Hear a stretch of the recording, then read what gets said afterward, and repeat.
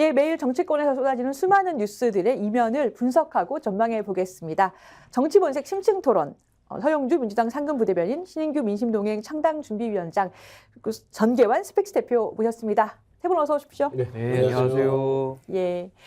어제 굉장히 핫한 영상 있었는데 보셨습니까? 그러니까 경찰이 그 윤석열 대통령이 등장하는 딥페이크 AI 조작 영상을 발견해가지고 방심위에 차단 요청했어요. 이거 무슨 미국 얘기도 아니고.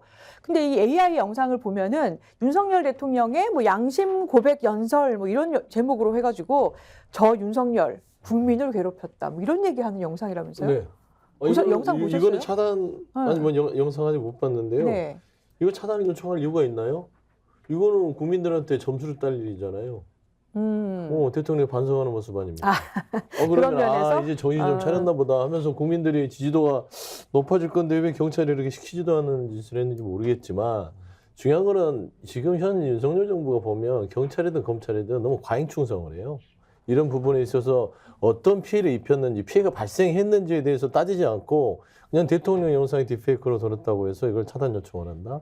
저는 어떤 근거에서 했는지 모르겠지만 중요한 거는 이거는 윤석열 대통령한테 득이 되는 영상이지 저는 해가 되는 영상이 아니라고 봅니다. 이게 두 번, 세 번 곱씹어 봐야 되는 발언을 말씀을 하셨네요. 근데 방심위는 어쨌거나 오늘 긴급 뭐 통신심의 소위원회 열어가지고 바로 삭제 차단하겠다 뭐 이렇게 얘기했습니다. 이제 사실 이게 뭐 기술의 발전과 더불어서 결국에는 이런 뭐 허위 영상 비슷하게 이제 조작된 영상이다 이렇게 지금 규정을 하고 있는 건데 뭐 어느 정도 이제 방심위에서 뭐 기준을 가지고 했는지는 잘 모르겠습니다만은 어쨌든 대통령의 그런 반성 영상에 대해서 차단 조치를 걸었던 부분은 상당히 좀 인상적이었고 이게 또 미국에서도 사실은 이런 딥페이크 영상이 돌아다니면서 사실은 선거에 미칠 영향들 이런 것들 때문에 조치를 하고는 있는데요. 저는 방송통신심의위원회가 사실은 좀 방송통신위원회와 별도로 설치된 기구로서 뭔가 좀 이렇게 독립적이면서 방송의 공정성을 위한 이제 행동들을 많이 해야 되는데 지금 서영주 대변인님 말씀하신 대로 너무나도 좀 경직된 상태에서 정권의 좀 눈치를 좀 과도하게 살피면서 이런 행동을 좀 하는 거 아닌가라는 생각이 들어서 이 딥페이크 영상에 대해서는 아무래도 우리가 어느 범위까지를 좀 허용할지 여부는 좀 사회적 논의가 더 필요한 공간이다 이렇게 생각합니다. 사회적 논의가 지금 필요한 공간인데도 바로 차단한다. 예. 어쩔 수 없는 뭐 현실이지 않겠습니까? AI가 이제 발달하고 제 목소리를 한 30분 정도 넣으니까요. 실제로 어떤 사람이 이렇게 타이핑을 하더라도 가장 유사하게 그리고 요즘 목소리가 한 95%까지 거의 그대로 복사가 된다고 합니다. 복제가. 그러면 이제 이것이 어쩔 수 없는 현실인데 정치권에서 이 문제를 가지고 규제를 하든 아니면 뭐 권장을 못하다 하더라도 그대로 인정을 하든 이렇게 이제 가야 되는 것이고 실제로 이제 선거에 미친 영향이 가장 클 때는 언제입니까? 내일 선거일인데 오늘 저녁에 AI 영상이 99% 거의 비슷하게 복제를 냈을 경우 어떻게 하느냐. 이것은 이제 우리보다는 미국에서 먼저 지금 어떻게 규제를 해야 하느냐 이런 얘기가 있고요. 이것도 우리가 어떻게든 극복해야 할 우리가 맡고 있는 과제다 이렇게 이제 본다면 여기에 대해서 국가가 통제를 하고 이렇게 하는 방식보다는 어쨌든 이런 상황들을 이해하고 그리고 국민들이 이렇게 이제 다양한 의견을 표출하는 하나의 방식으로 용인을 해야 할 필요도 있다. 저는 그렇게 봅니다. 자, 이게 좀 더 논의할 공간이 우리나라에서는 아직까지 많이 있는 사안인데 굉장히 쉽게 좀 차단 조치, 뭐 방침이 벌써 났어요, 방심위에서. 그런데 또 하나 논란이 되는 영상이 있죠. 윤 대통령을 띄우고 홍보하는 내용으로 논란이 있었던 국가공무원 인재개발원의 공식 유튜브. 이 영상은 그러면 어떻게 처리되는 거냐. 너무 비교가 좀 되는 것 같아요. 그러니까요. 저는 이제 너무 대놓고 해요. 그러니까 이게 보통 이 나라와 국가 운영이라는 게 기준과 원칙이라는 게 왜 세워져 있겠습니까? 이게 여야 어떤 정권과 상관없이 이게 국민들한테 어떤 태도를 명확하게 하고 권력을 남용하지 않도록 하기 위해서 기준과 원칙이 있는 거 아니겠어요? 근데 그런 걸 다 무시하고 지금 가고 있는 것 같아요. 특히 공무원 인재 개발원이 그런 일 하는 곳 아니잖아요. 그러니까요. 그리고 이 개발원장이 처음에 이제 임명 때부터 이분이 뭐 유튜버도 오래 하셨고 그래서 무슨 유튜버를 임명하냐 이런 저희 비판을 야당에서 했었어요. 근데 지금 보면은 이분이 대통령에 대한 뭐 윤비어천가를 부르는 것도 볼썽사납지만 아니 김건희 여사에 대한 명품백에 대해서도 또 얘기를 했었어요. 그렇지 않습니까? 뭐 뭐 60억 자산가가 300만 원 정도 명품백 받는 게 뭐 대수냐? 맞아요. 그다음에 예. 뭐 샤넬, 에르메스는 돼야 그게 명품백이지 디올이 명품백이냐? 아 이게 막 할 말입니까? 저는 이런 부분들이 지금 한국 사회에서 용인되고 있다는 점들이 너무 비극적이고 저는 이런 부분들은 저는 납득이 안 돼요. 이런 걸 왜 가만두지? 저는 이런 것들을 이 기준점 자체가 너무 선택적이고 윤석열 대통령만 찬양을 한다면 무조건 다 용인이 되는 것이고 윤석열 대통령에게 조금이라도 흠집이 난다면 그건 무조건 차단하는 시대.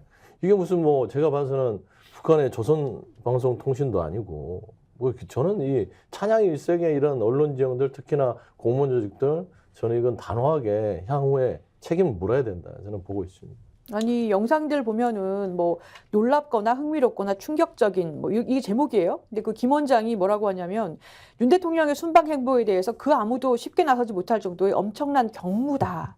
그러면서 대통령으로서 헌법의 수호자로서 국민과 국가에 대한 봉사 정신이 아니라면 도저히 설명이 안 되는 경무를 부담하고 계신 것. 뭐 이런 식으로 원장이 등장해서 이렇게 설명을 하는 영상입니다.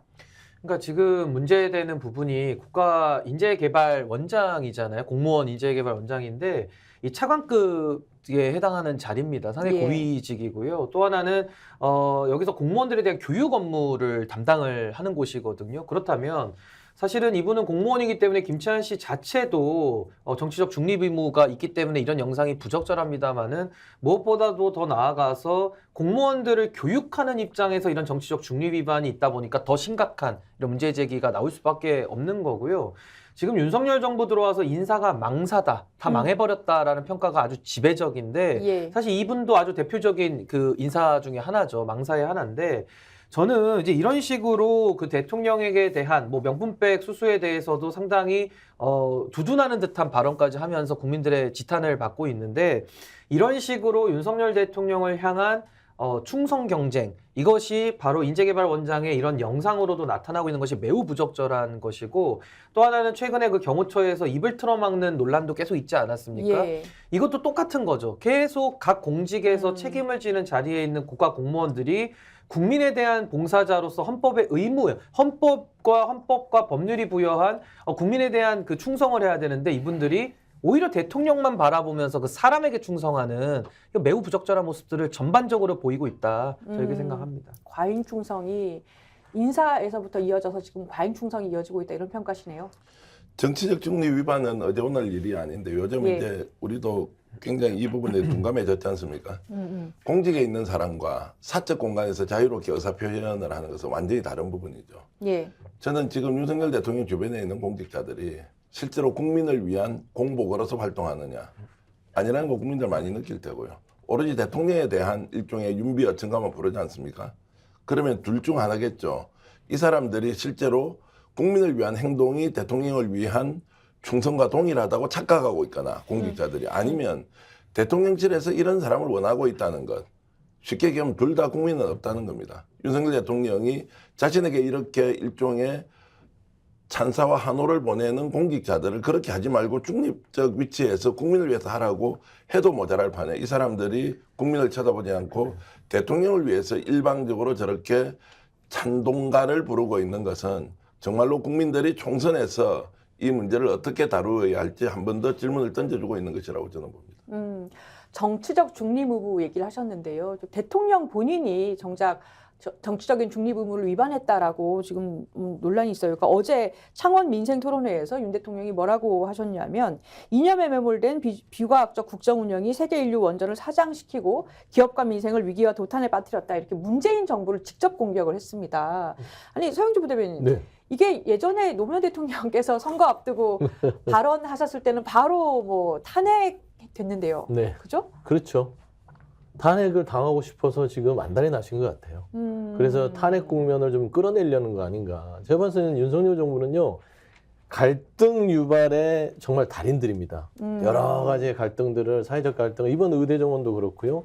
화물연대도 그랬고요. 당시 킬러 문항을 가지고 이제 사교육 시장의 어떤 고소득 이 강사들에 대해서 악마를 통해서 여러 가지의 갈등을 유발하는 건데 선거를 앞두고도 자극하는 것 같아요. 본인이 검사 출신인데 이게 위법적인 사유가 없을 거라고 생각할 것 같습니까? 이건 대놓고 지금 어떻게 보면은 시비를 거는 것이죠. 야당 쪽에. 나를 탄핵해달라.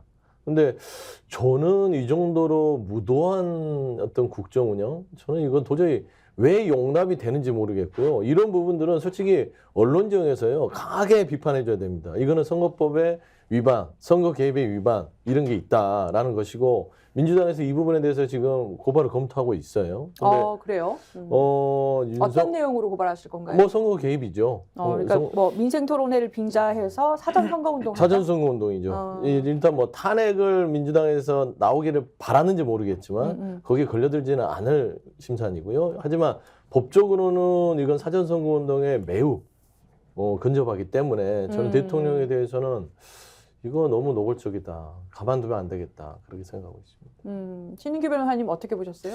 전 이게 참 매우 심각하게 바라보고 있습니다. 아까 방금 저희가 김채환 인재개발 원장에 대한 문제도 짚었지만은 예. 윤석열 대통령은 지금 이 공직자들 중에서 국가 원수기 때문에 행정부 수반이기 때문에 가장 최고 책임을 지는 자리거든요. 그렇다면 정치적 중립의 의무의 강도가 김채환 원장보다는 훨씬 더 높겠죠.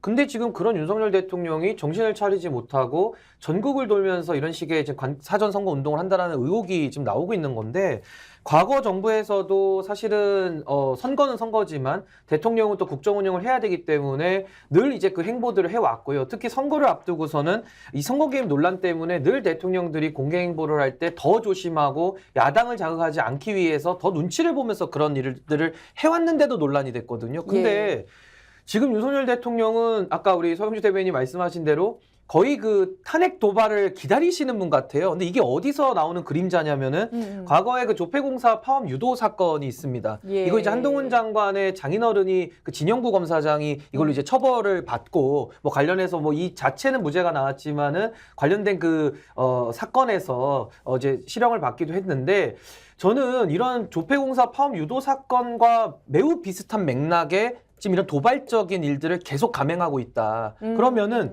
이 도발에 대해서 결국에는 야당이 반발하고 고발을 할 수밖에 없죠. 예. 근데 고발을 하면 수사기관을 또 장악을 합니다. 그래서 또 그게 무혐의 되니까 또 이게 절망적으로 고발도 걸 수 없는 이런 무력화되는 상황으로 지금 계속 그 순환시키고 있거든요. 그러니까 이런 식으로 국정 운영을 계속하게 되면은 윤석열 대통령의 이 행동 자체가 용인이 되긴 어렵지 않습니까? 예. 그렇다 국민들의 불만과 또 야당의 이 불만들을 계속 쌓여가는 거거든요. 그래서 저는 윤석열 대통령이 단기적으로는 이런 좀 치졸한 짓을 해서 뭐 정치적 이익을 받을지는 모르겠는데 이런 식의 국정 운영은 우리 헌법 가치에 맞지도 않고 체계에 맞지도 않는다. 저는 반성이 대단히 필요하다 이렇게 생각합니다.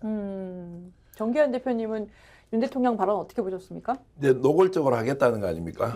뭐 국민들이 뭐라고 하든 야당이 뭐 고발하려면 해라. 나는 지금 민생 행보를 가장해서 정말로 선거운동을 하겠다. 자, 우리가 지금 언론의 환경을 한번 보십시오. 이걸 다 띄우게 한다고 정신없어요. 대통령 지지율 올랐다, 민생 홍보 잘한다, 지역 발전 공약 드디어 나왔다. 실제로 그 지역에서는 이런 달콤한 말에 속을지 모르지만 윤석열 대통령 지금까지 뭐 하고 지금 와서 총선 앞두고 이렇게 민생 행보를 합니까? 좀 불편했던지 대통령실은 올 연말까지 계속 하겠대요. 진짜 그렇게 할지 두고 볼까요? 지금 총선에 패배를 하거나 뭐 선전할 가능성 별로 없다고 저는 보는데 그럼 윤석열 대통령 약속대로 지키세요. 거기다가 뭘 거세요. 자, 올 연말까지 민생행보 이런 방식으로 일주일에 2번씩 계속 민생행보 하라고요. 어떻습니까? 하겠습니까 이분이? 지금까지 안 해왔던 사람이 갑작스럽게 한동훈이 뜨고 한동훈 주도로 당을 가져가니까 총선에 어떤 식으로든 주도권 가져가야 하고 그리고 뭔가 총선의 반전의 카드를 만들기 위해서 내가 직접 뛰겠다고 이런 거 아닙니까? 저는 국민들이 모른다고 생각하지 않습니다. 속지 않는다고 생각한다고요. 자, 그래서 저는 윤석열 대통령의 이런 행보가 법률의 위반 여부가 있다 없다를 떠나서 올바르지 못하다. 두 번째, 대통령이 지금 이 민감한 시기에 저렇게 나서서 하는데 남이 물으니까 이렇게 대답해요. 전 정부는 안 그랬나? 문재인 때 안 그랬나? 노무현 때 안 그랬나? 다 그랬지 않느냐? 그러면 설사 그랬다고 하더라도 그거 바꾸려고 하는 정치를 그래서 국민들이 선택해 준 거 아닙니까? 맞습니다. 왜 이러십니까? 윤석열 대통령. 정말 저렇게 한다고 이길 것도 아닌데 저런 방식으로 국민들한테 대통령이 불법적 행위를 계속하는 것처럼 논란 일으켜주는 그런 사례를 쌓고 있다. 아마도 어떤 시점에 대통령이 위기에 몰렸을 때는 이 문제가 굉장히 심각한 문제로 결국 자신이 해결해야 할 또는 자신이 넘어야 할 걸림돌이 될 것이다. 이렇게 봅니다. 저는 그 수사할 사항이 계속 이렇게 쌓여가고 있다 이런 생각이 들어요. 맞습니다. 예. 그러니까 지금 이 심각하게 민생 토론회를 빙자해서 예를 들어서 최근에 마산, 울산을 갔는데요. 통상 민생 토론회면 이렇게 그 경호 차원에서도 있고 여러 가지 좀 정형화된 입장에서의 토론회를 해서 발표를 하는 거 아닙니까? 근데 보면 본인이 총선에 나온 것처럼 다녀요. 예를 들면 마산에 가면 갑자기 즉흥적으로 시장에 가서 거기 가서 밥을 먹어요. 네. 그걸 잡는 거예요. 그러면 시장 상인들하고 이렇게 어울리면서 뭐 이런저런 얘기하면서 지난 정부 욕하면서 뭐 말하자면 대놓고 국민의힘을 지지를 하진 않겠지만 결국에는 그런 것들이 다 선거운동이잖아요. 그다음에 울산 같은 경우도 상가를 갑자기 방문하더니 거기 가서 시민들 모아놓고 연설을 합니다. 그거는 누가 보더라도 총선에서 어떤 여러 가지 국민의힘과 어떤 지지층을 규합시키기 위한 행위라고 명백히 거의 보이거든요. 그럼에도 불구하고 아랑곳하지 않아요. 근데 너무 나빠요. 이렇게 노골적으로 하는 거 너무 창피하고 나쁘고 못됐다. 정말 이거는 법을 본인이 다 장악할 수 있다는 자신감 아니면은 이런 행동할 수 있을까요?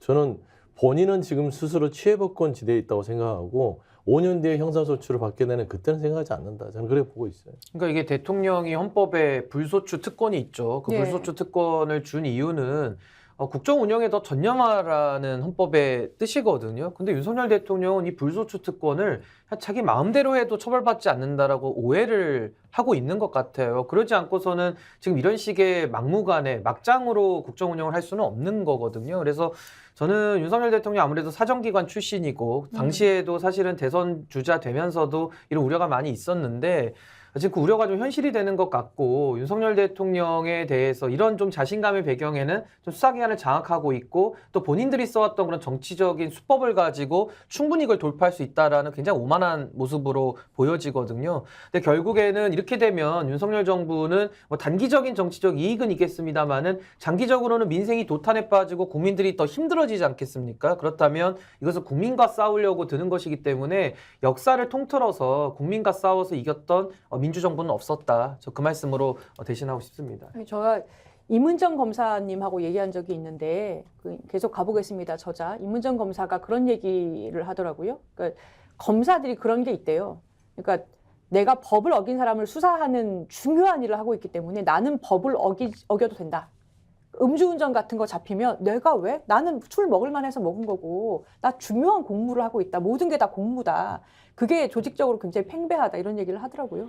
상당히 오만한 걸 거고요. 실제로도 검사들이 그렇게 좀 살아왔던 경향성도 과거에 있었죠. 근데 앞으로 사회가 더 투명해지면서 이제 그런 게 용납되지 않을 것인데 아마 윤석열 대통령의 이런 정치적인 그런 과거 공무원 시절부터의 지금 행태까지를 전 국민들이 다 누적적으로 평가하고 있다 이렇게 봅니다. 예. 싸구려 선민의식, 저질 선민의식, 기자 출신은 술 처먹어도 되고 자 학교 선생님은 아이를 때려도 되고 경찰 공무원들은 도박해도 되고 안 잡히면 되니까 안 들피면 되니까 그것이 한때 우리가 허용이 되든 또는 관용적으로 이해되던 적도 있었죠. 그걸 우리는 권위주의 시대라고 이야기하고 소위 말하는 선택받은 권한자들이 자기 마음대로 국민들을 부려먹어도 그 사람들은 이미 선택을 받았기 때문에 어쩔 수 없다. 여전히 검사들은 또는 윤석열 대통령은 이렇게 권력 사회화를 하는데도 부끄러워하지 않지 않습니까? 공공성에 대한 인식이 없지 않습니까? 공정성에 대한 의식 없지 않습니까? 그리고 공직자가 가져야 하는 균형 감각 더 없지 않습니까? 그러면 모든 사람이 이것을 바꾸어야 한다고 우리가 선진화되어 왔는데 윤석열 대통령과 그 주변 인물들은 여전히 권위주의 시대로 되돌아가서 자기 마음대로 하겠다. 그런데 이것이 국민들에게 정말로 속임수가 되어서 당할 것이다. 저는 제가 좀 극단적으로 말씀드리면 이번에 이렇게 해서 국민들이 당하지 않습니까? 예. 그러면 대한민국 국민 수준이 이러니까 이런 나라에서 살아야 되죠. 그런데 이것을 당해서는 안 되는 것이다. 예. 정말 이런 부분은 어떤 식으로든 국민이 단죄하고 평가하고 심판해야 된다고 생각하면 혼자 나설 것이 아니라 옆 사람 손잡고 같이 나서서 정리해야 한다. 그래서 저는 오히려 국민들께 호소드리고 싶은 것은 이 나라를 못 바꾸면 이 나라 수준에서 살 수밖에 없는 국민들이 선택한 것이니까 이것도 우리가 운명처럼 받아들입시다. 이런 말씀을 사실 드리고 싶은 심정입니다. 아니 지금 댓글에 스픽스 사장님 나오셨네요. 이렇게.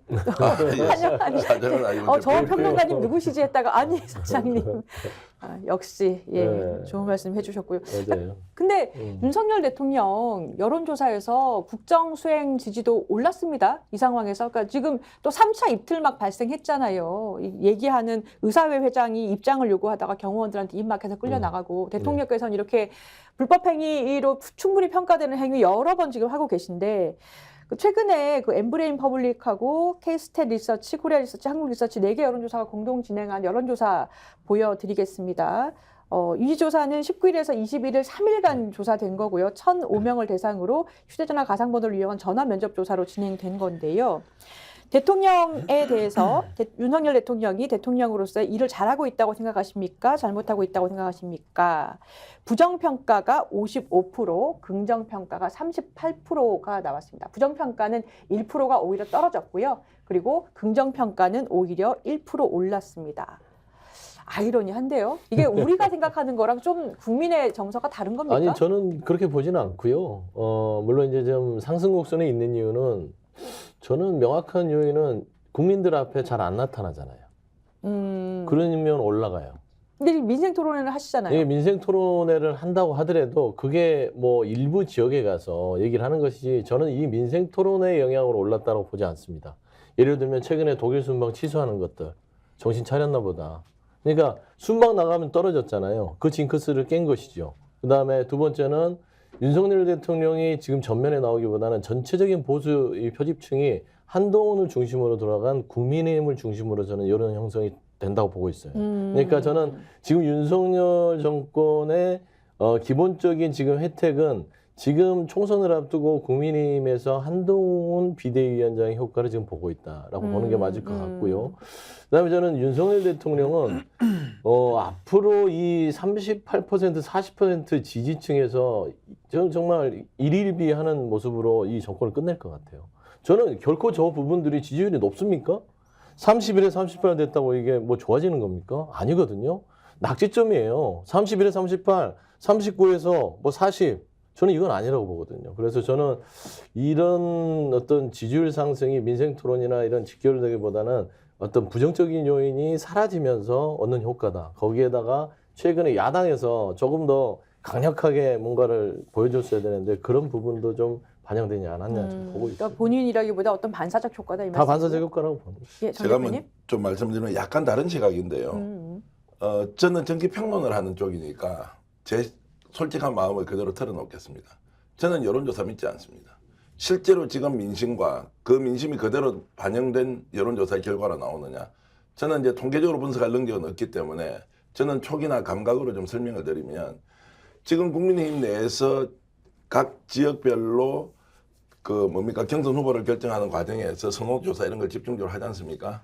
그러면은 아무래도 응답을 하고 적극적으로 답변을 하는 청이 국민의힘 지지층이 좀 많을 것이고 또 ARS라고 하는 또 한계도 있을 거고 여론조사 섞이는 것도 있고 무선 또 그리고 유선 함께 섞어서 하는 경우도 있는데 저는 저 여론조사를 믿지 않습니다. 그리고 실제로 저것이 투표 결과로 나타나느냐 아니냐는 것은 여러분들이 생각하듯이 저도 생각을 하면서 앞으로 결과를 지켜봐야 하는데 제가 바라보는 지금 현재의 민심의 상태는 정권 심판 열기가 여전히 높고 오히려 더 높아질 가능성이 있는 것이고 여기에서 윤석열 대통령이 민생 투어를 하기 때문에 좀 더 좋아진다 또는 좀 조용하기 때문에 국민들이 다시 국민의힘 쪽으로 돌아온다 이런 쪽으로 믿지 않기 때문에 저 여론조사 결과에 대해서는 좀 더 지켜보는 것이 맞다는 의견을 먼저 드리겠습니다. 그러니까 이게 지난번 구청장 선거 때 여론조사하고 비슷할 것이다. 민심은 따로 있다. 이런 말씀이시네요. 예, 그리고 나서요. 지금은 구청장 선거 때문에 더 심한 게 하나 있습니다. 언론의 보도 행태입니다.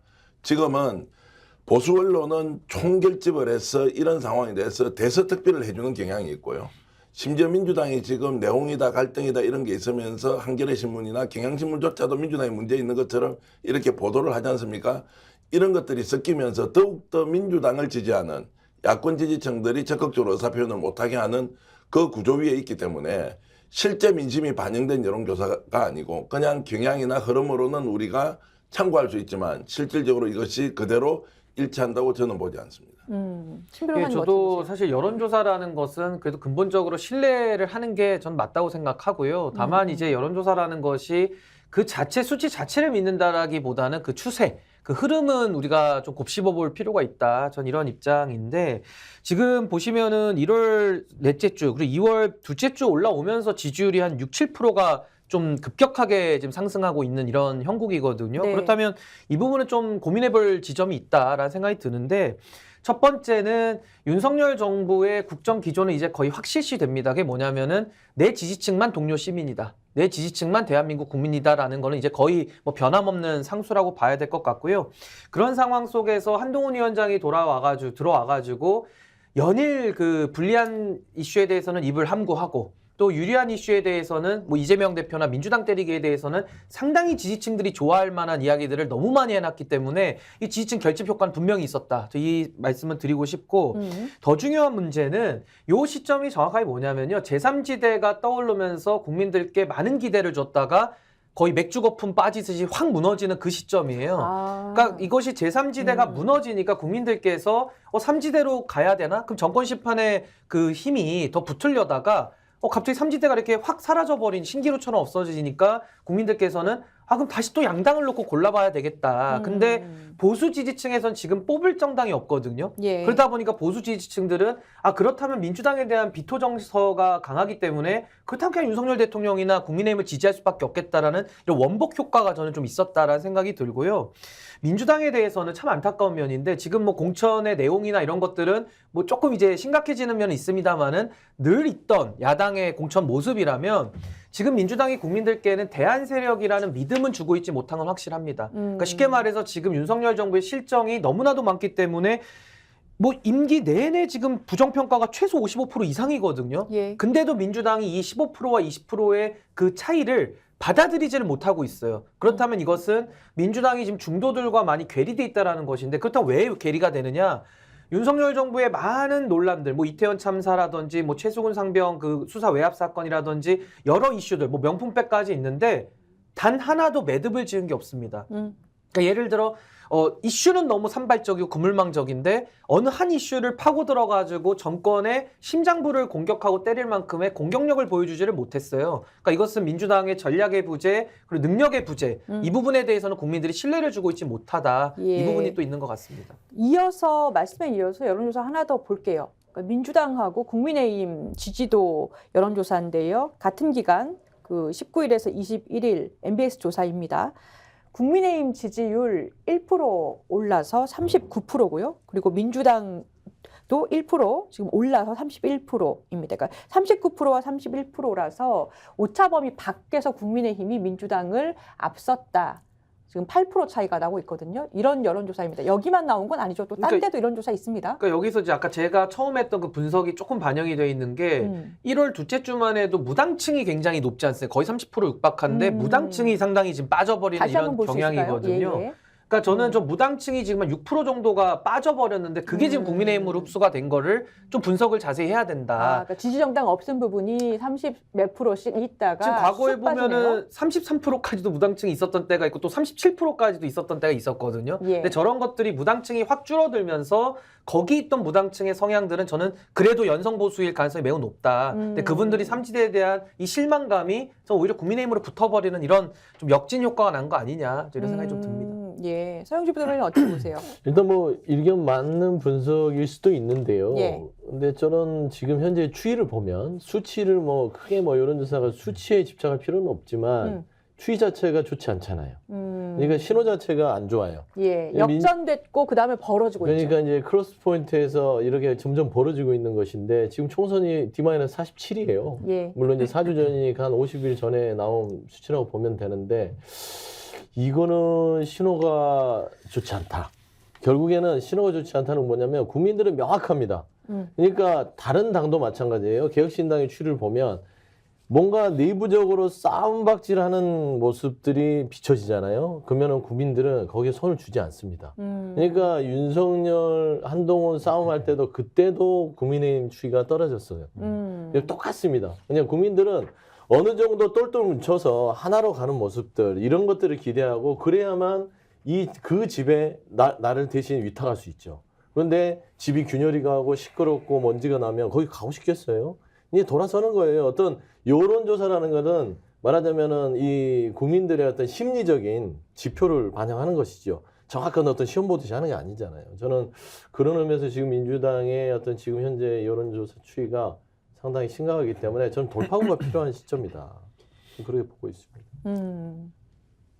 뭐 대안까지 또 제시를 하고 싶지만 제가 이제 당직에 있다 보니까 네. 대안 제시가 조금은 좀 제한적이긴 해요. 하지만 이제 두 가지예요. 최근에 당에서 원로들이 얘기했던 부분들, 김부겸 전 총리나 정세균 총리가 얘기했던 어떤 공천에 대한 여러 가지의 좀 균형감을 좀 가져달라라는 부분이 있고요. 네. 최근에 보면은 그 당내에서도 얘기를 하지만 반발해서 나가는 여러 가지 의원들이 있지 않습니까? 네. 공천에서 그럴 때 당이 조금 더 좀 이렇게 말하죠. 공감 능력이 있었으면 좋겠어요. 그러니까 공천 과정에서 어쩔 수 없이 떨어져 나가더라도 보낼 때 그 태도, 그 다음에 안아주는 어떤 품이 좋아야 되는데 어쩔 수 없는 거 아니야. 니들이 못했잖아. 근데 왜 이렇게 시끄럽게 라고 하면 그래도 그동안 같은 당에서 10년 넘게 같이 동지로서 살아왔는데 좀 야박한 모습들을 보여줬을 때 국민들이 객관적으로 봤을 때 야, 민주당 참 야박하구나. 그런 지적들이 있거든요. 저는 그 두 가지를 좀 고심을 하셔가지고 좀 국민들한테 내비치는 모습들이 좀 제자리로 돌아왔으면 좋겠다 정도 좀 뭐 제안 제시를 하고 싶습니다. 네. 예, 지금 말씀하신 것처럼 여론이 출렁이고 있는 이후에 민주당의 공천 논란이 있습니다. 의정평가 하위 20% 룰이 핵심인데요. 하위 10%를 받은 박용진 의원 사실 좀 여러 명이 좀 충격을 받았습니다. 근데 재심을 신청했더니 공관위가 기각했다고 해요. 이거는 어떻게 봐야 됩니까? 원래 근데 재심하거나 뭐 하면은 기각 사유도 좀 알려주고 뭐 본인의 소명도 좀 듣고 그래야 되는 거 아닙니까? 근데 이제 민주당이 늘 자랑하고 자부심을 가졌던 것이 소위 말하는 이제 시스템 공천이라서 어떤 특정 정치인의 그런 뭐 제왕적 당대표 이런 것들이 작동하지 않는다. 저는 사실 민주당이 그래도 민주주의의 측면에서는 저는 상당히 그래도 우리나라에서 많은 부분을 견인해 왔다라고 생각을 하고 또 정당의 수준도 저는 매우 높은 축에 속했다고 생각을 하는데 이번에 이재명 대표가 운용하는 시스템 이 시스템 좀 많이 고장이 난 것 같아요. 그럼 저는 이 고장난 시스템에 대해서는 수리가 필요하거나 시스템의 교체가 필요한데 지금 이재명 대표는 정당한 공천이다라고 주장을 하고 있는 것이고 지금 뭐 하위 10%로 또 분류된 분들 중에서 또 의외라고 지금 평가받는 뭐 박용진 의원이나 뭐 김영주 부의장 이런 분들은 또 강하게 반발을 하고 있거든요. 그렇다면 교체의 명분이나 이유가 좀 어느 정도 당내 구성원들이 전반적으로 수긍할 수 있는 정도의 수준은 좀 돼야 되는데 예. 좀 이런 식으로 본인과 정치적 경쟁 상대에 있던 분들을 좀 인위적으로 교체하는 이런 수법으로 그 수법으로 수단으로 이런 시스템을 악용한 거 아니냐 이런 비판을 받을 수는 있거든요. 그래서 저는 좀 이재명 대표의 리더십이 늘 이렇게 좀 문제 제기가 되어 왔는데 지금 이 총선은 저는 매우 어려운 이재명 대표에게는 굉장히 어려운 난이도의 저는 고난이도 숙제라고 보거든요. 이거 좀 만만하게 생각해서 풀었다가는 저는 매우 좀 어려워질 수 있다. 이런 생각이 좀 듭니다. 혹시라도 이재명 예. 당대표가 이번에 공천 과정에서 직접 개입해서 박용진 하위 20% 10% 들도록 하라고 의심하는 사람이 있습니까? 아마 지금 여론의 흐름으로 보면 또는 보수 언론에서 문제 제기하는 걸 보면 분명히 개입했을 것이라고 단정 또는 추측하지 않습니까? 증거가 있습니까? 실제 증거가 없을 뿐만 아니라 공관위는 지금 현재 당대표나 최고위원회의에서도 통제가 안 돼서 좀 더 원활하게 좀 더 공정하게 좀 더 투명하게 해줬으면 좋겠다고 요청을 했는데도 엊그제 박용진 의원이 요구했던 그 내용에 대해서 이런자에 거절합니다. 이유는 우리는 시스템에 의해서 명확한 기준과 예. 통계를 가지고 했기 때문에 이것은 재심 대상이 아예 되지 않는다. 법원에 그렇게 하지 않습니까? 법원에 우리가 항소를 하지 않습니까? 항소 기각 왜 합니까? 항소 기각 사유가 안 될 때는 기각을 하는 것이고 항소를 받아들여서 할 때는 항소를 받아들여서 재판을 상급심에서 합니다. 그것하고 다를 게 뭐 있습니까? 받아주지 않았기 때문에 그러면 이것은 뭔가 사심이 개입돼 있고 부정한 방법으로 평가를 했다. 이렇게 누가 단정합니까? 박용진 의원이 그렇게 한 것은 개인적으로 억울한 측면이 있겠지만 당의 공천 관리라는 것이 이런 방식으로 이루어질 수가 있냐고요. 만약에 그렇게 했다면 이재명 당대표가 총선의 책임을 져야 되는 것뿐만 아니라 이 사람은 지금 대선 나가야 되는 사람 아닙니까? 한 사람이라도 자기가 통합적 행보를 통해서 어떤 식으로든 대권에서 수권 능력을 보여주면서 정권을 교체를 해야 되는 사람이 여기에 개입을 한다? 그러면은 광진에 공천받았던 고민정 의원은 어떻게 이야기하고 그다음에 충남 공주에서 공천 받았던 박수현 전 청와대 대변인은 어떻게 합니까? 설명을 할 수 없지 않습니까? 광주에 지금 떨어진 4명, 현역 다 4명이 줄줄이 낙마인데 거기에서는 친명이 3명입니다. 이건 또 어떻게 설명하냐고요. 그래서 한 단면만 보고 개인은 억울함을 호소할 수 있지만 이것이 당의 공천 관리 전체가 엉망진창이고 이재명이 다 개입했다. 이런 식으로 하는 것은 문제가 상당히 많다. 그러면 그렇게 개입했다는 것이 있으면 증거를 가지고 항소를 해라. 느낌 가지고 항소하면서 결국 사당화됐네. 이런 방식으로 몰고 가는 것은 저는 매우 잘못됐다고 생각을 합니다. 그러니까 박용진 의원이 워낙 언론 노출이 많이 있었고 뭐 재벌 저격수라든가 의정 활동 부분에서 평가가 좋았을 것이다라고들 기대를 하다 보니까 정성 평가도 있고 정량 평가도 있지 않습니까? 그래서 기준에 대해서 좀 의문들이나 뭐 충격이다 이렇게 받아들여지는 면이 있는 것 같아요. 근데 지금 친명 횡재, 뭐 비명 횡사 뭐 이런 언론 기사들이 나오고 있는데 공관위가 노웅래, 이수진, 양기대 의원 같은 현역한테 컷오프 했고요. 또 반면에 단수 공천된 사람들을 보면 친명으로 분류가 되던 안규백, 장성태 등등이 있습니다. 당장 이수진 의원 탈당 선언했죠. 자, 이 파장 어떻게 봐야 됩니까? 그러니까 공천 과정마다 내리는 파장은 있어요. 뭐 삭발도 하시고 뭐 단식 시위는 늘상 있어 왔잖아요. 저희가 그거 봐왔는데 일단 좀 제가 아까도 말씀드린 게 그런 거예요. 당이 공천 시스템이 당연히 돌고 있습니다. 투명한 입장에서 공정한 입장에서 시스템이 돌아가면서 공천이 이루어지지 시스템 다 망가진 상태에서 어떻게 대표가 나서서 이 사람 해, 이 사람 잘라내, 이 사람 해줘 이러지는 않죠. 할 수가 없고. 근데 다만 제가 말씀드리는 거는 테크닉적 측면입니다. 기술적으로 이거를 예. 잘 풀어나가야 되는 것이죠. 당연히 파열음은 있어요. 공천마다. 근데 이게 그 주위에서 대표를 위시로 한 지도부가 이걸 테크닉적으로 이분들이 이런 파열음이 나지 않도록 여러 가지의 어떤 과정들을 조금 더 숙고하고 잠재우고 그들에게 명분을 줬다면 이런 파열음들이 조금 덜 할 수 있다는 건데 좀 가끔씩 보면서 이게 그 상임 고문들도 얘기하는 그겁니다. 거칠다. 거칠다는 거예요. 그냥 클리어하게 해버리면 좋은데 클리어하지 않고 통보 방식이 되고 뭔가 그들에게 예를 들면 같이 했기 때문에 하위 10% 20% 된 의원들은 미리 얘기를 해서 불출마를 하거나 아니면 험지를 가거나 아니면은 경선을 하거나 의견을 들어서 수용을 해주는 거예요. 그러면 당신들의 의견을 내서 우리 당에서 수용을 했어. 그래도 당에 뭐 10년 넘게 아니면 4년 넘게 이렇게 당에서 같이 했던 동지들이니까 뭐 우리는 그 당이 당신들이 하위 20% 10% 나왔다 하더라도 그런 의견을 충분히 수용할 테니까 얘기하셔. 이렇게 먼저 사전작업이 있었다면 지금 이분들의 지금 외침이나 불평불만은 명분이 없죠. 근데 갑작스럽게 이런 게 이루어지다 보니까 튀어나오는 거예요. 저는 이런 테크닉적인 측면에서 좀 부족함이 있다고 저는 비판하는 것이고 향후에 이거를 빨리 봉합을 하려면 이런 부분들을 조금 더 보듬으면서 가는 아니면 조금 더 좀 의심이 덜 되는 부분들을 클리어하게 얘기하는 거. 재심도 박용진 의원도 그렇습니다. 본인이 재심이 공안에서 열리기도 전에 본인 통보받았다는 거잖아요. 근데 재심을 할 때는 소명을 할 수 있는 기회를 줘야 되고 그다음에 거기에 대한 어떤 근거 자료를 달라면 주는 것이에요. 저는 그런 것들을 당에서 명확하게 줘버리면 되는 겁니다. 근데 그거를 못 주겠다고 버티는 순간 이거는 말하자면 투명성이 사라지기 때문에 문제가 계속 불거진다. 저는 그런 여러 가지 디테일들을 좀 고민해달라는 요구를 하는 것입니다. 지금 세 분이 입장이 굉장히 쫙 갈리는 것 같아요. 그러니까 시스템 공천을 한 것이다. 이거는 사천 의혹이 있을 수밖에 없다. 그리고 테크닉이 좀 더 있었어야 한다. 이런 평가네요. 제가 서영주 이제 대변인 말씀에 충분히 공감도 하고요. 리더십이나 관리 능력이 부족하다는 것은 저는 뭐 100번 공감을 하고요. 다만 이게 이제 공개 문제는 한번 생각해 봅시다. 동작을에 이수진 의원이 이제 컷오프 됐습니다. 의원 평가가 어떻게 나왔겠어요? 평소에 저분이 해왔던 의원들 그리고 당내의 평가가 만약 정량화되어 있는 또는 정성화되어 있는 내용이 공개가 다 돼버리면 어떻게 하죠? 그리고 모든 사람이 공개를 하라고 해서 공개를 다 했다고 치면 이게 지금 선거판이 어떻게 됩니까? 그 점수가 옳고 그러니 또는 좀 더 심하게 하면 그 점수가 특히나 의원들의 평가 또는 그 지역구의 당원들의 평가가 그대로 공개됐다고 했을 경우에 한 번 더 인격 살인하는 거 아닙니까? 국회의원에 대해서.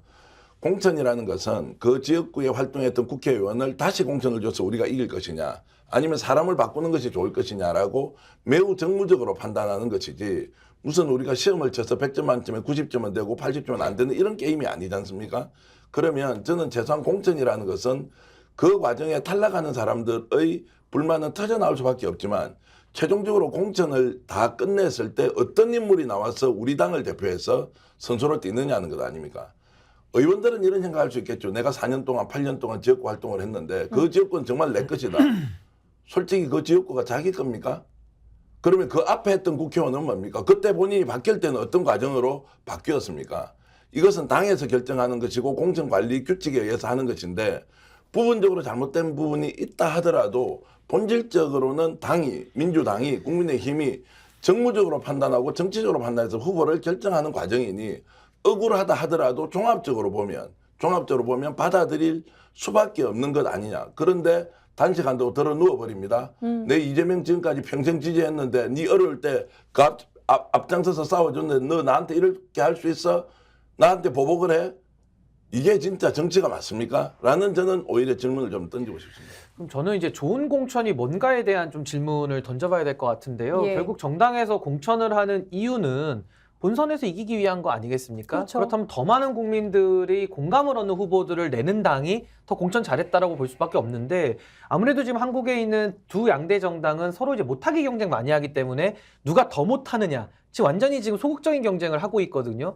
근데 저는 이번에 이재명 대표의 공천에서의 이런 파열음을 보면서 이건 어떤 개개인들을 가지고서 전체를 다 해석하기는 어렵고요. 전체적으로 당에서 하는 이 공천의 경향성을 놓고 오히려 판단해야 된다고 보는데 전 이 생각이 듭니다. 이재명 대표를 선출하고 지금까지 끌고 온 민주당의 그 가장 주된 논리는 이거였습니다. 대안이 없다. 이재명 대표 외에는 대안이 없다라고 하면서 많은 문제 제기와 지적이 있고 이거 총선 앞두고 굉장히 위험하다라고 했지만은 그대로 밀어붙였거든요. 근데 그 논리를 그대로 한다 그러면은 민주당 안에서는 다수파와 소수파의 교체 가능성이 이제 사라지는 겁니다. 그러니까 이재명 대표밖에 대안 가능성이 없어서 예. 힘을 다 몰아주다 보니까 이제 와서는 그럼 과연 민주당에서 이재명 대표 말고 다른 소수파들도 한번 힘을 얻을 수 있는 기회조차 있는 당이냐? 있으면 그 당은 생명력이 있는 정당이고 건강한 정당이고 만약에 그게 없다 그러면은 죄송한 말씀입니다만은 생명력이 죽은 정당이고 사당화되는 거거든요. 그러니까 요 기로에 지금 서 있다. 그렇다면 제가 이걸 전체적으로 평가하는 주된 논거 중에 하나는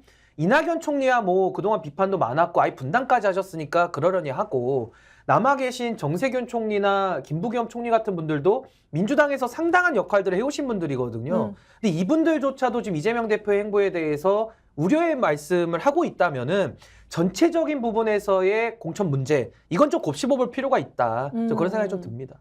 지금 민주당의 원로들인 뭐 권노갑, 정대철, 이강철, 강창일 전 의원이 공동 성명 냈지 않습니까? 그러니까 이재명, 친명, 찐명 공천 바로잡고 사과해라 이렇게 얘기를 하기도 하고 또 이철희 전 청와대 정무수석이 뭐 이재명 대표가 총선에 불출마해야 된다 이렇게 주장도 했어요. 그 서영조 부대변인 보실 때 네. 이게 그러면 원래 공천이라는 게 사실 잡음은 있습니다. 네. 대표님도 얘기하셨고 근데 약간 정도가 과열됐거나 이전보다 굉장히 심한 거 아닙니까? 그러니까 과열됐다고 봐야지 이게 잘못됐다고 보기는 힘들 것 같아요. 그러니까 이제 그 뭐 권노가 고문이나 이런 고문들이 봤을 때는 제 생각에는 좀 이해가 있지 않겠습니까? 다른 이해관계들이 다른 주변에 이해관계들. 뭐 정치적 관계들이 있기 때문에 어떤 발언들이 좀 나왔다고 보는 것이고 그런다고 해서 지금 현재 총선 앞둔 상황에서 대표가 명확하게 개입했다는 어떤 증거도 없이 사퇴하나? 뭐 사퇴를 하면은 내가 개입했다는 걸 인정하는 거잖아요. 그러니까 그거는 이제 정치적인 어떤 주장일 뿐이에요. 다만 이제 김부겸 전 총리나 정세균 전 총리는 사퇴 얘기가 아니라 뭔가 공천에 대해서 신중을 기한하는 메시지거든요. 그 정도 메시지는 옆에서 쓴소리를 할 수 있는 겁니다. 그리고 그런 게 존재해야만 따져보면 이재명 대표한테 나름대로 면죄부가 될 수 있는 것이에요. 근데 이제 권노갑 고문의 여러 한 4분 정도가 얘기했던 뭐 정대철 고문이라 했던 것들은 사퇴잖아요. 예. 그거는 지금 뭐 조금 시기상 안 맞고요. 그다음에 이철희 저 수석 같은 경우는 대안을 얘기한 것이죠. 만에 그런 일이 있었다면 이선으로 물러나는 거나 아니면 불출마가 맞지 않겠냐. 그게 해결책이다라는 것이지 현재 현상 자체가 이재명 대표가 뭐 사천을 했다? 사천을 했다고 언론들이 추측하고 그다음에 공천 탈락자들이 얘기를 하는 거잖아요. 그러니까 그런 부분들이 나오지 않게끔 그런 부분을 말끔하게 눌러놔야 된다는 게 아까 제가 얘기했던 기술적 분야를 보완해라. 저는 그런 주장을 하는 것이에요. 그래서 솔직히 민주당이 공천 관련해서 기술적으로 좀 예. 부족한 부분은 있다고 봅니다.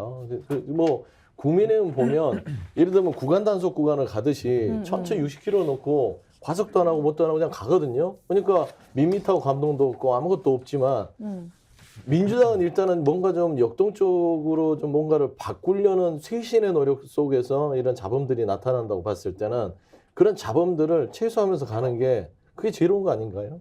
저는 이걸 그냥 방치하고 가는 것들은 득보다는 실이 많다라고 얘기를 하는 것입니다. 자, 이 국민의힘의 조용한 뭐 상대적으로 조용해서 무난해 보이는 공천 배경에는 그 김건희 특검법 이탈표 방지가 있다라는 분석들이 많습니다. 그러니까 민주당의 홍익표 원대가 김건희 특검법은 29일에 국회에 상정하겠다, 재표결 하겠다라고 했습니다. 근데 국민의힘에서 이렇게 현역 컷오프 발표가 계속 미뤄지다 보면은 대대적인 이탈표를 기대하기는 좀 어려운 상황으로 보여요, 그죠?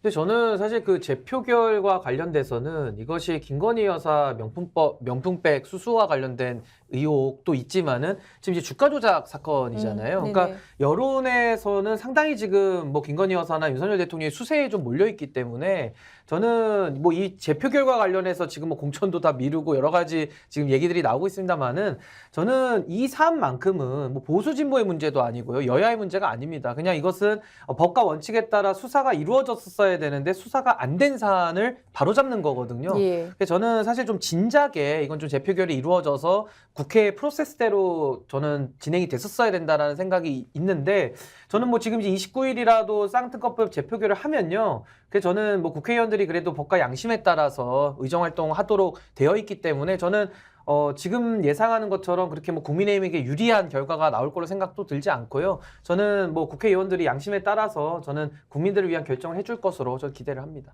다른 분들은 이 특검법 29일에 재표결했을 경우에 어떻게 좀 전망하십니까? 총선 이후로 이제 넘어가는 거죠. 이 특검은 결국 이제 재의결이 될 가능성이 낮기 때문에 이제 총선 이후에 이것이 어떻게 다시 이제 뭐 특검을 만들어서 올리고 또 진행을 할 것인지 이제 두고 봐야 될 거고요.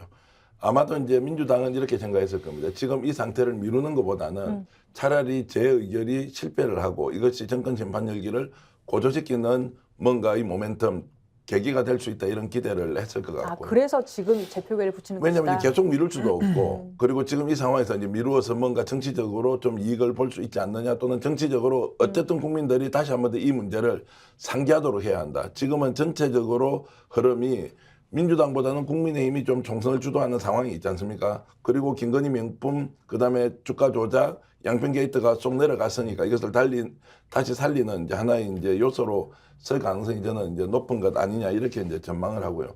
결국은 저는 이 지금 상황이 민주당이 관리를 잘못하는 측면도 있지만 국민의힘이 주도적으로 언론과 함께 여러 가지 여론을 반전시키는 데 성공을 하고 있다라고 보기 때문에 겉으로 드러난 이 현상과 실제로 민심도 그렇게 함께 움직이고 있느냐? 그래서 저는 그런 부분에 미스매치, 부조화가 있는 상황을 좀 더 면밀하게 지켜봐야 하지 지금 이 상황 때문에 아까 여론조사 나왔지 않습니까? 39%의 국민의힘 지지율, 31%에 불과한 민주당 지지율. 그럼 총선이 어떻게 됩니까? 국민의힘이 그러면 한 160, 70석, 민주당이 그러면 한 120, 30석? 정말 이런 상황이 될 수도 있는데 그걸 보면 저는 그렇지 않다는 겁니다. 그래서 이것이 일종의 착시 현상으로 나타나고 있다라고 저는 판단합니다. 자, 방금 있었던 개혁신당 그 최고위원회 말씀을 좀 드리겠습니다. 공천관리위원장에 김종인 전 의원을 이제 맡기로 했습니다. 자, 이제 김종인 등판입니다. 네. 계속 얘기가 있었는데요. 개혁신당에서 김종인 전 의원을 공관위원장을 맡기기로 했습니다. 자, 이거 어떻게 평가하십니까? 뭐 당연한 수순 같았어요. 그러니까 결국에 이낙연 공동대표와 결별은 그게 뭐 여러 가지 이준석 대표의 뭐 태도라든지 뭐 어떤 그런 시비거리에서 뭐 비롯된 것 같지만 결국엔 김종인이냐 이낙연이냐 양 선택이었어요. 아, 그렇게 저는 보세요? 이준석 대표는 결국에는 이낙연 대표랑 가기에는 김종인 대표랑 갈 수 없고 김종인 대표랑 가기에는 이낙연 대표랑 갈 수 없어요. 결국에는 김종인 전 비대위원장은 이낙연 대표랑 가는 걸 반대했어요. 그렇기 때문에 일단은 그런 이질적 집단에서 빅텐트가 쳐졌지만 그래서 김종인 전 비대위원장이 관여를 하지 않고 비판적인 목소리를 계속해서 냈던 것입니다. 그래서 들어오질 않았어요. 그런데 김종인 전 비대위원장 없이는 이준석 대표는 뭔가 앞으로 나갈 수가 없거든요. 그래서 이 두 개를 비교형량했을 때 결국에는 김종인을 선택하고 이낙연을 버렸다라는 측면에서는 공관위원장으로 요청을 했고 들어오는 것은 그냥 당연한 수순이기 때문에 저는 이제는 김종인 전 비대위원장이 그림을 그린 대로 이준석, 양양자, 금태섭, 예. 그다음에 민주당의 일부 의원들로 통해서 보수의 어떤 세력을 다시 규합해서 신보수였던 재건을 꿈꾸는 김종인 비대위원장의 그림이 시작됐다. 저는 그렇게 평가합니다. 아, 그렇게 보시는군요. 예. 근데 저는 뭐 여러 차례 이준석 대표가 추진하는 신당은 김종인 신당이라고 이야기를 해왔기 때문에 그러셨어요? 이제 공관위원장으로 김종인 위원장이 등판하니까 그동안에 지적됐던 김종인 신당의 실체가 이제 물 위로 드러났다 이렇게 이해하시면 될 것 같고요. 그렇다면은 김종인 위원장이 누굽니까? 늘 위기에 등판해가지고 구원투수 역할을 했던 분이거든요. 뭐 과거에 오승환 선수가 그 뭐 세이브 많이 하고 이렇게 구원투수로 많이 활약을 했었는데 오승환 투수도 가끔 올라와가지고 홈런 맞고 블론 세이브 하는 경우가 많거든요. 그러니까 저는 이번에 김종인 위원장의 등판이라는 것이 얼마나 지금 개혁신당이 어려운 상황인가를 반증해주고 있다라고 보고요. 예. 동시에 김종인 위원장은 절대 발광체가 아닙니다. 이분은 어떤 특정 주자나 대선 주자 뒤에서 반사체로서 역할을 하면서 기능을 해왔던 분이거든요. 근데 지금 개혁신당이 제3지대를 통해서 정치를 바꾸기 위해서는 엔진이 필요합니다. 즉 발광체가 있어서 자가 발전을 해서 에너지를 만들어내야 그 동력으로 올라가는 거거든요. 근데 김종인 위원장은 반사체로서 지금까지 기능을 계속 해온 분이기 때문에 전 이번에 김종인이라고 하는 그래도 그동안의 명품으로 쓰였던 그 반사체가 들어온다고 해도 지금 개혁신당에는 이게 맞지 않는 호환이다라는 생각이 좀 듭니다. 별 효과가 없을 것이다. 그냥 이렇게 한 보시는 1, 거네요. 2주는 언론을 장식할 거고요. 그 네. 이후에는 이제 김종인 위원장이 뭘 해도 백약이 무효하기 때문에 아마 김종인 위원장은 하다가 아이 몰라 때려쳐 이러고 나가실 가능성도 좀 있다. 이렇게 생각이 좀 듭니다. 아, 뭐 그동안 저는 계속 조금 맞추셔서. 조금 예. 다르게 보는데 예. 이제 당 주인이 바뀐 거죠. 당의 주인이 바뀌었다고 당의 보세요? 주인이 바뀌었다. 저는 정치적으로 그렇게 해석합니다. 이준석 당이 이제 김종인 당으로 바뀐 거죠. 이준석이 이낙연 전 대표를 영입해서 뭔가 큰 판에 제3지대를 열 것이라고 차고 또는 실책을 했죠. 그 빈 공간에 김종인 위원장이 왔고 김종인 위원장이 옴으로써 이준석 신당은 뭔가 새로운 이제 일종의 좀 돌파구를 마련할 것이라고 기대를 하고 있을 텐데 그런데 우리가 지금 신인규 변호사가 말씀하신 것처럼 해봐도 별 효과 없을 거라 저는 그렇게 보지 않습니다. 왜냐하면 김종인의 입과 한동훈의 입과 그 다음에 이재명의 입이 이제 싸우기 시작하고 총선반에 이런 일종의 말로 전쟁을 하는 상황이 벌어지지 않습니까? 만만치 않을 거예요. 이 절묘하게 상대의 약점들을 파고들어서 그것을 끌어내는 힘이 김종인 위원장은 말씀하신 대로 발광체는 아니지만 상대의 약점들을 잘 파고들어서 적정한 위치에서 포지션을 하면서 총선에서 뭔가 성과를 내는 이런 그 훈련과 경험과 지식은 엄청나게 많은 사람이다. 다만 이준석 신당이 출범할 때 어떻게 했습니까? 이 개혁신당이라는 것은 지금까지 우리가 보지 못했던 새로운 정당의 형태로 거대 양당 구조를 완전히 깬 새로운 당이다. 그래서 안철수 당도 아니다. 예. 과거에 누구가 이탈해서 만든 그런 당도 아니다라고 했는데 결과적으로는 그런 당의 수준으로 가긴 가지만 김종인 위원장이 다시 이 자리를 차고 앉음으로써 그 중간지대에서 상당한 역할을 하면서 의석까지도 확보할 수 있고 이런 것들은 김종인 위원장의 실력보다는 지금 거대 양당의 실력이 떨어지기 때문에 상당한 효과를 낼 수도 있다. 다만 최초에 이야기했던 이준석의 개혁신당의 미래나 모습과 국민들에게 희망을 주는 정당의 형태는 아닐 것이다. 이렇게 저는 평가합니다. 이거는 제가 이제 좀 직접 당사자니까 말씀을 드리자면 예. 이준석 대표가 주축이 된 신당은 맞습니다. 김종인 신당이지만 이준석 대표가 아마 얼굴 역할을 할 거고요. 근데 이준석 대표가 지금까지 삼지대 나와가지고 너무나도 실망스러운 모습을 많이 보였어요. 그래서 지금 지지율이 굉장히 답답한 상황에 있는 거고요. 저는 과거에 국민의힘에 김종인 위원장 왔을 때 저는 기대를 가졌던 사람입니다. 그래서 저는 국민의힘에도 뭐 입당도 했고 지지를 했다가 지금에 와서 김종인 위원장의 이 역할을 보면 지지할 수가 없거든요. 그러니까 제가 서 있는 이런 약간 중도에서 약간 오른쪽에 있는 사람들이 아마 김종인 위원장을 그동안 지지해왔고 많은 기대를 보냈다가 이제 실망을 많이 했을 텐데 이분들의 표가 김종인 위원장의 과거 그 지지의 한 축인데 이쪽에서 지지를 할 마음이 들지 않고 지지를 못한다 그러면은 아마 이거 저는 상당히 파급력이 많이 없을 거거든요. 그러니까 쉽게 말해서 민주당 표가 올 일은 없습니다. 그리고 그 국민의힘의 전통표가 올 일은 없습니다. 그 사이에 있는 작은 시장을 놓고 김종인 위원장이 다시 오는 거거든요. 근데 저같이 과거에 김종인 위원장 기대했고 지지했던 사람들 마음마저도 못 얻고 그래도 확장성을 잃어버린다면 전 예전만큼의 파급력은 만들어내기 매우 어려울 것이다. 저 그렇게 예상합니다. 그러면 개혁신당이 기호 3번이 목표일 텐데요. 그럼 6석을 얻어야 되잖아요. 그럼 김종인 영입했습니다. 그리고 이제 전면에 나섰습니다. 현역 유치 가능하겠습니까? 그러니까 특히 민주당에서 비공천자들이 네. 갈 가능성이 있잖아요. 민주당이 개혁신당으로 갈 일은 없죠. 그렇게 네. 보십니까? 그러니까 새로운 미래와 빅텐트를 쳤을 때는 가능성이 있을 수 있었겠으나 지금 개혁신당은 김종인 비대위원장이 들어오면서 결국에는 이쪽은 보수재건이에요. 그러니까 차라리 국민의힘에 입당하는 거나 지금 저기 개혁신당 입당하는 거나 똑같은 개념입니다. 그렇기 때문에 민주당에서의 뭐 탈당한 사람들이 개혁신당으로 간다. 저는 새로운 미래 쪽이 더 열려있지 개혁신당 쪽은 아닌 것 같고요. 기호 3번을 받을 수 있다. 개혁신당은 요원할 것 같아요. 왜 그러냐면 지금 정부 여당에서 국민의힘이 아무리 어떤 이번 공천에서 떨고져 낸다 하더라도 곡간이 넉넉하잖아요. 그래서 굳이 거기 가서 본인의 어떤 정치적인 뭐 신념까지는 모르겠으나 정치적 이득을 취할 게 없다라고 봐서는 3번 어렵다 저는 보고 있습니다. 예. 생각보다 저는 역량이 있지 않겠나. 김종인 위원장이. 다만 이제 민주당하고는 결별하고 보수 쪽에서 이제 떨어져 나오는 사람들과 좀 손을 잡을 수 있다는 생각이 들고요. 아마 깜짝 꼼수 같은 게 있을 겁니다. 김종인 위원장이 예전에 2016년인데 기억하시는지 모르겠어요. 문재인 대표가 예. 그 비대위원장으로 영입해서 제일 먼저 한 게 이해찬 당시 세종시 전직 맞아요. 국무총리 예. 친문을 날려버렸어요. 야 이게 뭐야? 이렇게 하면서 그때 그 마포을에 정청래 의원도 날려버렸어요. 야 이게 뭐야? 중도 확장이다. 뭐 아니다 이런 이야기를 하면서 뭔가 선거를 이슈로서 주도하는 역량이 출중하기 때문에 지역구로 이준석을 아주 절묘하게 보내고 났어요. 비례대표 후보로 그 1번, 2번 여성 남성이지 않습니까? 이런데 우리가 깜짝 놀랄 만한 인물을 영입해서 선거판을 어떤 식으로든 주도해 보려고 할 거예요. 뭔가 카드가 있을 것이다. 그런데 하나 우려되는 것은 신인규 변호사 말씀하신 것처럼 해보니까 안 되는 거예요.